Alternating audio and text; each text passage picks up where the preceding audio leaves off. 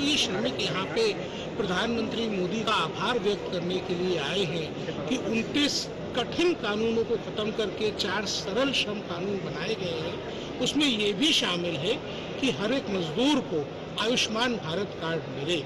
অসংগঠিত ক্ষেত্রে শ্রমিকদের মানবাধিকার সচেতনতা ও সামাজিক সুরক্ষা নিয়ে একটি গুরুত্বপূর্ণ সম্মেলনের আয়োজন করল ভারতীয় রেলওয়ে মাল গুদাম শ্রমিক ইউনিয়ন বিআরএমজিএসইউ। শনিবার নিউ ব্যারাকপুরের কৃষ্টি অডিটোরিয়ামে অনুষ্ঠিত এই সভায় বিভিন্ন ক্ষেত্রে শ্রমিক নেতা ও সংগঠনের প্রতিনিধিরা উপস্থিত ছিলেন সম্মেলনে বিআরএমজিএসইউ এর একাধিক নেতা। অনুষ্ঠানে প্রধান অতিথি জাতীয় মানবাধিকার কমিশনের সদস্য প্রিয়াঙ্ক কানুনগো শ্রমিকদের অধিকার ও কল্যাণমূলক প্রকল্প সম্পর্কে সচেতনতা বৃদ্ধির প্রয়োজনীয়তার উপর জোর দেন। এছাড়াও ছিলেন সংগঠনের জাতীয় সভাপতি ডক্টর পরিমল কান্তি মণ্ডল, সাধারণ সম্পাদক ইন্দুশেখর চক্রবর্তী এবং জাতীয় আহ্বায়ক কাশীনাথ গায়েন। অসংগঠিত ক্ষেত্রের বিভিন্ন পেশার শ্রমিকরা এই সম্মেলনে অংশ নেন। উপস্থিতদের মধ্যে ছিলেন গুডস শেডের শ্রমিক, নির্মাণ শ্রমিক, কৃষি শ্রমিক, গিগ কর্মী, অটো চালক, বিড়ি শ্রমিক এবং গৃহ শিক্ষকরা। আলোচনায় নতুন শ্রম কোড, শ্রমিকদের অধিকার রক্ষা এবং অসংগঠিত শ্রমিকদের সামাজিক সুরক্ষা ব্যবস্থার বিস্তারের মতো বিষয়গুলি উঠে আসে।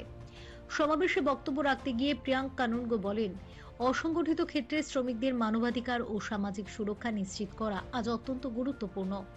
बंगाल की जनता के दुर्भाग्य की बात है कि केंद्र सरकार ने 5 लाख रुपए तक के मुफ्त इलाज के लिए जो आयुष्मान भारत योजना बनाई है, पश्चिम बंगाल की राज्य सरकार और यहाँ की इनकॉम्पिटेंट मुख्यमंत्री ममता बनर्जी अपनी हठधर्मिता के कारण, अपनी जिद के कारण जनता को उस योजना का लाभ नहीं मिलने दे रही है और जनता परेशान है। आज हम ये बताएंगे यहाँ के श्रमिकों को, जो ये श्रमिक यहाँ पे प्रधानमंत्री मोदी का आभार व्यक्त करने के लिए आए हैं कि 29 कठिन कानूनों को खत्म करके 4 सरल श्रम कानून बनाए गए हैं, उसमें ये भी शामिल है कि हर एक मजदूर को आयुष्मान भारत कार्ड मिले। এই অনুষ্ঠানে বিআরএমজিএসইউ এর প্রকাশিত মাসিক শ্রমিক পত্রিকা শ্রমিক ভারতের উদ্বোধন হয়। প্রধান অতিথি অনুষ্ঠানের মঞ্চ থেকেই পত্রিকার প্রথম সংখ্যার আনুষ্ঠানিক প্রকাশ করেন।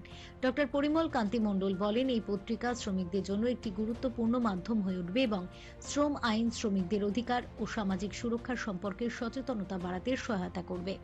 আমরা বিভিন্ন সেক্টর থেকে অসংগঠিত ক্ষেত্রে শ্রমিকরা এখানে এসছে। ভারতীয় রেলওয়ে মালগোদাম আছে এবং তার সাথে বিড়ি শ্রমিক, private tutor association, gig worker, রাজমিস্ত্রি, এরকম কাজু বাদাম শিল্পের সাথে যুক্ত, কাজু বাদাম প্রসেসিং করে, এরকম প্রায় আজকে 16-18 রকম বিভিন্ন অসংগঠিত ক্ষেত্রে শ্রমিক সেক্টরে এখানে একসাথে হয়েছে। নয়া শ্রম কোড যেটা লাগু হয়েছে সেটা মানে এদের জীবনের কি সুবিধা আছে, গভর্নমেন্টের স্কিম কি আছে, আগামী দিনে ওদের অ্যাওয়ারনেসের জন্য আজকে মূলত এই সভা। আগামী দিনে এদের মানে জীবনটাকে আরো ভালোভাবে রাখার জন্য কি কি ভাবনা চিন্তা রয়েছে আপনাদের? অ্যাকচুয়ালি গভর্নমেন্ট তো সমস্ত অসংগঠিত ক্ষেত্রে শ্রমিকের জন্য সবার জন্য ওয়েজেস, ফিক্সড ওয়েজেস, সবার জন্য অ্যাপয়েন্টমেন্ট লেটার, সবার কর্মক্ষেত্রের নিরাপত্তা, যে 44টা কোড মিলিয়ে যে 4টে কোড একত্রিত হয়েছে।